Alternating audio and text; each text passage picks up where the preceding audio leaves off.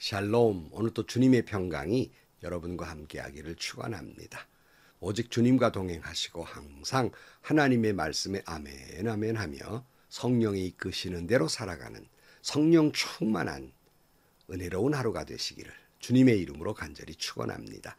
오늘 아침 하나님께서 우리에게 허락해 주신 말씀은 창세기 25장 1절에서 18절 말씀입니다. 아브라함이 다시 아내를 맞아들였는데 그의 이름은 그두라이다. 그와 아브라함 사이에서 시므란과 욕산과 무단과 미디안과 이스박과 수아가 태어났다. 욕산은 스바와 드단을 낳았다. 드단의 자손에게서 아수르 사람과 루두시 사람과 르움미 사람이 갈라져 나왔다. 미디안의 아들은 에바와 에벨과 한옥과 아비다와 엘다아인데 이들은 모두 그두라의 자손이다. 아브라함은 자기 재산을 모두 이삭에게 물려주고 첩들에게서 얻은 아들들에게도 한 몫씩 나누어 주었는데 그가 죽기 전에 첩들에게서 얻은 아들들을 동쪽 곧 동방 땅으로 보내어서 자기 아들 이삭과 떨어져서 살게 하였다. 아브라함이 누린 횟수는 모두 175해이다. 아브라함은 자기가 받은 목숨대로 다 살고 아주 늙은 나이에 기운이 다하여 숨을 거두고 세상을 떠나 조상들의 간 길로 갔다. 그의 아들 이삭과 이스마엘이 그를 막벨라 굴에 안장하였다. 그 굴은 마므레 근처 햇사람 소알의 아들 에브론의 밭에 있다. 그 밭은 아브라함이 햇사람에게서 산 것이다. 바로 그곳에서 아브라함은 그의 아내 사라와 합장되었다. 아브라함이 죽은 뒤에 하나님은 아브라함의 아들 이삭에게 복을 주셨다. 그때 이삭은 브엘라헤로이 근처에서 살고 있었다. 사라의 여종인 이집트 사람과 하갈과 아브라함 사이에서 태어난 아들 이스마엘의 족보는 이러하다. 이스마엘의 아들들의 이름을 태어난 순서를 따라서 적으면 다음과 같다. 이스마엘의 맏아들은 느바요시다. 그 아래는 게달과 앗부엘과 밉삼과 미스마와 두마와 마사와 하닷과 데마와 여두루와 나비스와 게드마가 있다. 이 12은 이스마엘이 낳은 아들의 이름이면서 동시에 마을과 부락의 이름이며 또한 이 사람들이 세운 12지파의 통치자들의 이름이기도 하다. 이스마엘은 모두 137회를 누린 뒤에 기운이 다하여 숨을 거두고 세상을 떠나 조상에게로 돌아갔다. 그의 자손은 모두 하일라로부터 수르 지방에 이르는 그 일대에 흩어져 살았다. 수르는 이집트의 동북쪽 경계 부근 아시리아로 가는 길에 있다. 아멘. 자, 우리는 창세기 12장에 하나님이 갈대아 우르 지방에 살던 아브라함을 부르셔서 아브라함의 믿음의 여정의 이야기가 시작되고 오늘 창세기 25장에 그 막을 내리게 됩니다. 그것은 아브라함이 175세에 죽음을 맞게 된 것입니다. 그러니까 하나님께서 아브라함을 75세에 불러내세요. 그러나 그를 불러내실 때 아브라함의 믿음이 아주 좋아서 불러내신 것이 아니라 하나님의 뜻에 따라서 하나님의 섭리에 따라서 그를 불러내시고 우상숭배의 땅, 비록 문화적으로는 굉장히 발달한 도시였지만 우상숭배의 땅 갈대아 우르 지방을 떠나서 가나안 땅으로 인도하시게 됩니다. 그런데 하나님은 아브라함을 불러내서 가나안 땅에 살도록 터전만 바꾸어 주신 것이 아니라 아브라함을 믿음의 조상이 될 수 있도록 이제 그를 단계 성숙하도록 가르치는 과정에서 수십 년을 하나님이 아브라함과 씨름을 하게 되지요.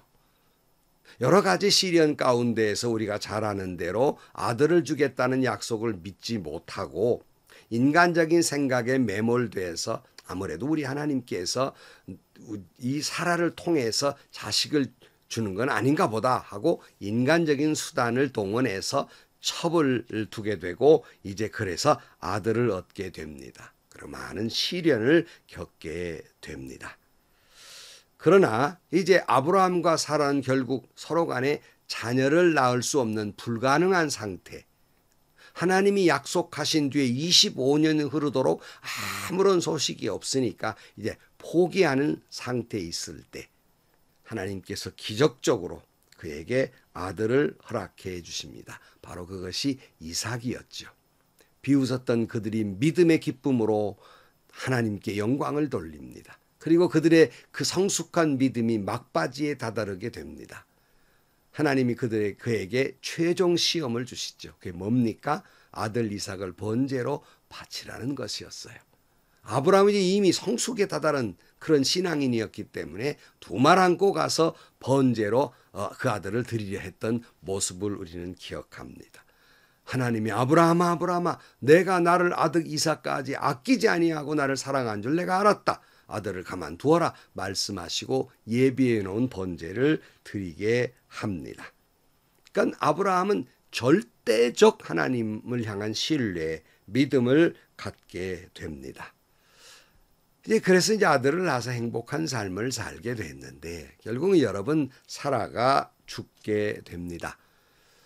사라가 죽고 아들 나이가 40이 가까운데 아직 장가를 못 갔고 아브라함은 140살이 됐는데 걱정거리죠. 그래서 노종을 통해서 리브가를 데려오게 하고 결혼을 시킵니다. 그 후에도 아브라함은 35년을 더 살게 됩니다. 35년을 더 사는데요. 재밌는 건 그 과정 속에 아브라함이 첩을 두었다라는 말이 나옵니다. 근데 사실은 이것이 무슨 첩이라기보다는 사라가 죽었기 때문에 첩을 대신한 재혼이라고 할 수 있죠.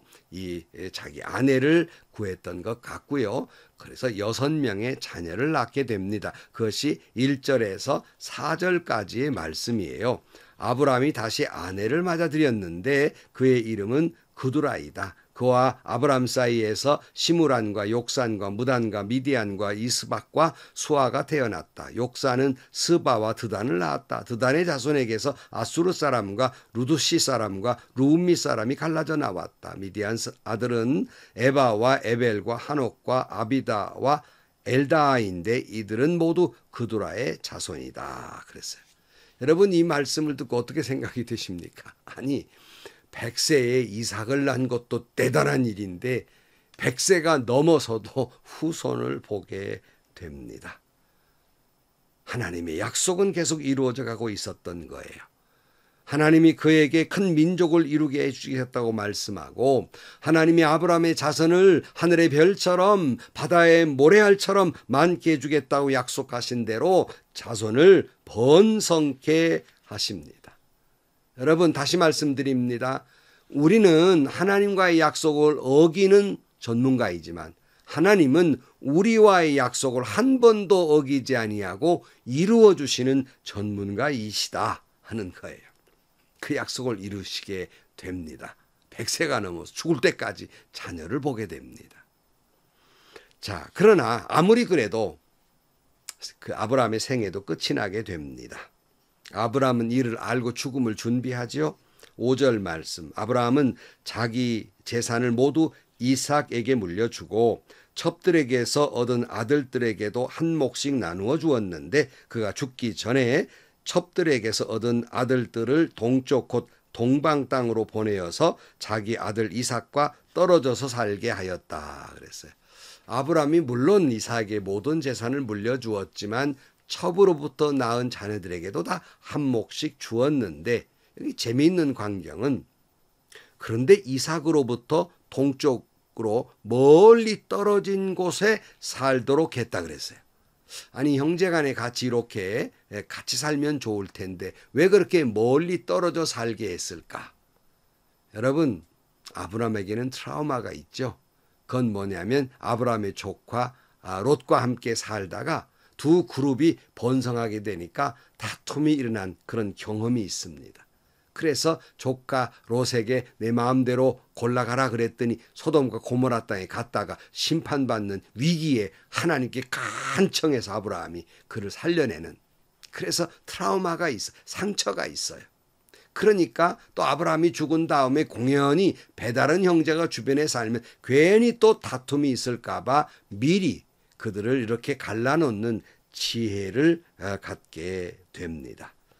사랑하는 성도 여러분, 우리가 하나님의 섭리하심을 믿고 인도하심을 믿고 의지하고 은혜로 살지만, 그러나 그런 중에서 하나님이 우리에게 주신 지혜로 살아가야 합니다. 이것은 잔꾀나 경험을 말하고 있는 것이 아니라 하나님 앞에 깊이 기도하는 가운데 신앙적인 차원에서 하나님이 주시는 지혜를 구하고 그 응답 가운데에서 그 지혜롭게 살아가야 하는 거예요. 야고보 1장 5절 말씀에 여러분 가운데 누구든지 지혜가 부족하거든 모든 사람에게 아낌없이 주시려고 나무라지 않으시는 하나님께 구하십시오. 그리하면 받을 것입니다. 그래서 여러분, 지혜가 부족하거든 어찌할 바를 모르겠거든 기도하십시오. 하나님이 주시는 지혜가 있을 겁니다. 자, 이제 아브라함이 향년 175세로 죽게 되죠. 7절. 아브라함이 누린 횟수는 모두 175이다.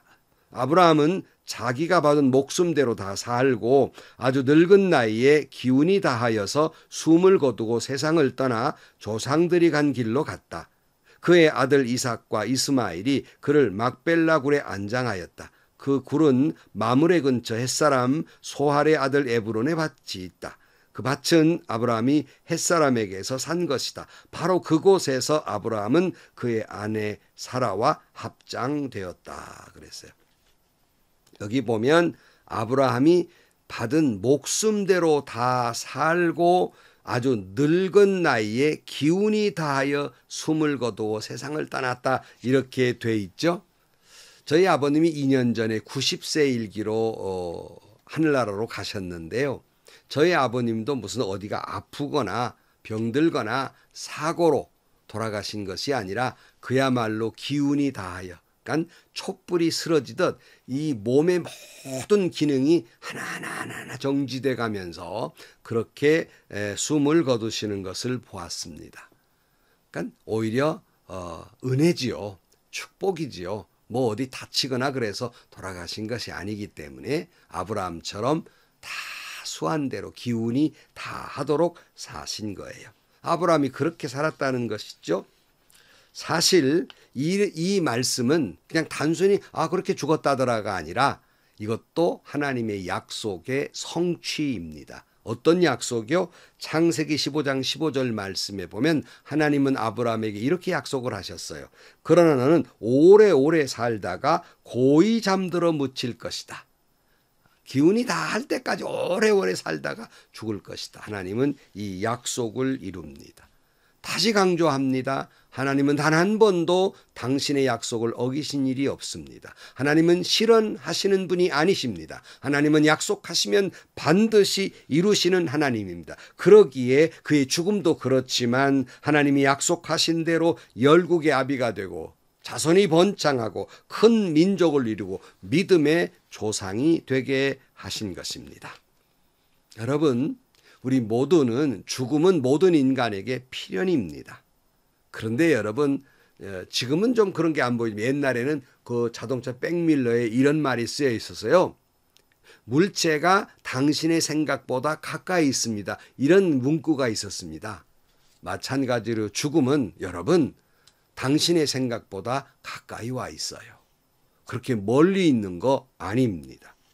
그러므로 메멘토 모리, 나도 죽는다는 것을 기억하며 살아야 합니다. 그것은 공포 속에 살라는 게 아니에요. 좀 더 진지하게, 좀 더 겸손하게, 좀 더 믿음으로 더 하늘의 소망을 품고 주님 언제 나를 하늘나라에 오라 하시든 할렐루야 할 수 있도록 준비하며 살아가는 그런 믿음의 사람들이 되시기를 축복합니다. 여러분, 사는 것도 하나님의 은혜며 죽는 것도 하나님의 은혜의 올시다. 우리가 얼마나 장수하며 사느냐, 이것도 참 귀한 문제예요. 장수하는 것도 축복이죠. 그러나 그것보다는 어떻게 사느냐, 그리고 어떻게 죽느냐 하는 것은, 어떤 모습으로 죽느냐 하는 것은 더 중요한 문제입니다. 그것은 내 자손들 앞에서도 어떤 모습으로 살다가 어떻게 죽느냐가 중요해요. 왜냐하면 내 자녀들은 내 마지막 모습으로 나를 기억할 것이기 때문입니다. 그러나 또한 우리는 하나님 앞에서 어떻게 죽을 것이냐? 하나님이 내게 주신 사명과 비전을 다하고 죽을 것이냐? 아니면 하나님이 주신 비전을 나모른 채 그렇게 살다가 죽을 것이냐 하는 거예요. 어떤 분은 기껏 믿음으로 살다가 마지막 순간 신앙을 버리고 죽는 사람이 있는가 하면, 어떤 분들은 예수님 십자가 옆에 있던 강도처럼 마지막 내가 나와 함께 낙원에 있으리라 말씀한 대로 마지막 주님을 영접하고 죽는 사람을 보게 됩니다. 여러분, 우리의 마지막 모습은 어때야 하겠습니까? 하나님 앞에 우리는 어떤 모습으로 살다가 죽어야 하겠습니까? 저와 여러분도 아브라함처럼, 모세처럼 마지막 우리의 죽는 모습도 사명을 다하고 기운이 지나여 주님 앞에 갈 수 있기를 축복합니다. 내 마지막 순간 더욱 믿음을 지키다가 죽음으로써 사랑하는 내 자녀들에게 내 믿음의 뒷모습을 보여줌으로 말미암아 믿음의 조상들이 되기를 축복합니다. 11절 말씀, 아브라함이 죽은 뒤에 하나님은 아브라함의 아들 이삭에게 복을 주셨다. 그때 이삭은 부엘라 헤로이 근처에서 살고 있었다. 아브라함에게 복을 주신 건 누구에게 물려줘요? 이삭에게로. 여러분, 아브라함처럼 믿음을 축복으로 물려주어서 자녀들을 복되게 하시기를 축복합니다. 결론으로 말씀드립니다. 아브라함, 주님의 부름을 받고 숱한 시련과 시행착오를 겪으면서도 그 믿음이 성숙해 가면서 그 아들 이삭을 하나님께 번제로 바칠 정도로 완벽한 성숙한 신앙이 된 것처럼 여러분의 믿음도 하나님의 은혜로 그렇게 자라가시기를 축복합니다. 여러분의 믿음도 때로는 아브라함처럼 넘어지기도 하고 자빠지기도 하고 시행착오도 겪기도 하지만 하나님의 은혜는 계속 여러분을 그 안에서 믿음을 성숙하게 이끌어 주실 것입니다. 그러므로 여러분의 믿음이 성숙되기를 주의 이름으로 축복합니다. 그리고 내 마지막 숨을 거두는 순간 예수님께서 우리를 십자가에 달려 돌아가시는 그 장엄한 모습처럼 우리의 죽음도 그렇게 믿음의 모습을 보여줌으로 말미암아서 신앙의 아름다운 본을 보여주고 내 자녀들에게 믿음과 하늘의 축복을 물려주는 믿음의 조상들이 되시기를 주의 이름으로 간절히 축원합니다. 기도하시겠습니다. 하나님 아버지, 아브라함의 믿음의 여정을 뒤따라왔습니다.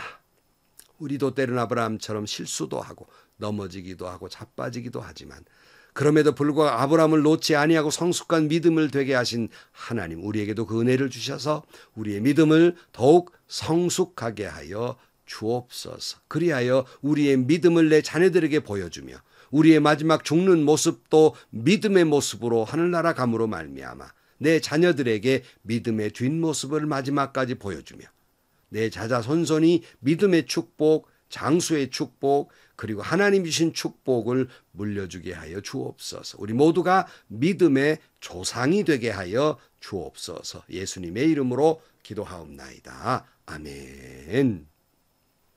아브라함 그도 죽습니다. 파란만장했지요. 저희들도 죽습니다. 메멘토 모리, 죽음이 있음을 기억하면서 오늘 또 내 믿음이 더욱 성숙해 가고 성숙한 신앙을 자녀들에게 보여주고 마지막 내 숨을 거두는 것도 은혜롭게 하늘나라 감으로 말미암아 자자손손에게 믿음의 조상이 되시기를, 그리고 하나님의 축복을 물려주는 여러분들이 되시기를 주의 이름으로 축원합니다. 오늘도 행복하시고요. 좋은 일이 가득한 하루가 되시기를 주님의 이름으로 간절히 축원합니다.